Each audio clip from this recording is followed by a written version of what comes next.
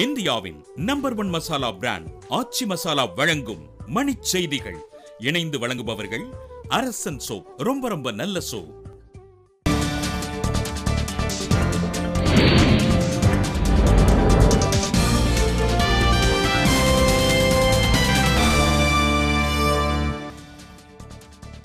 மோடி அரசின் பொருளாதார சீர்திருத்த கொள்கைகள் சரியான திசையில் செல்வதாக பன்னாட்டு நிதியம் பாராட்டு.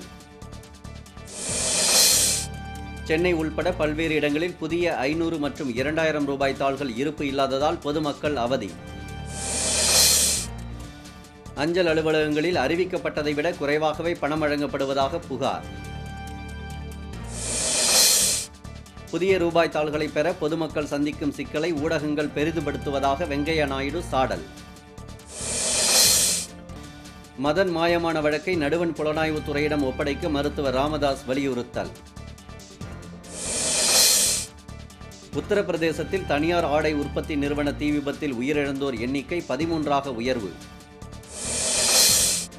முதுமலை அருகே தீக்காயத்துடன் சுற்றித் திரியும் ஒற்றை காட்டு யானையை பிடித்து சிகிச்சை அளிக்க வன ஆர்வலர்கள் கோரிக்கை. தமிழகத்தில் ஒரே நாளில் 480 கோடி ரூபாய் மதிப்பிலான புதிய ரூபாய் தாள்கள் விநியோகம். மோடி அரசின் மக்கள் விரோத நடவடிக்கைகளுக்கு எதிராக எதிர்க்கட்சிகள் ஒன்று திரள மம்தா அழைப்பு.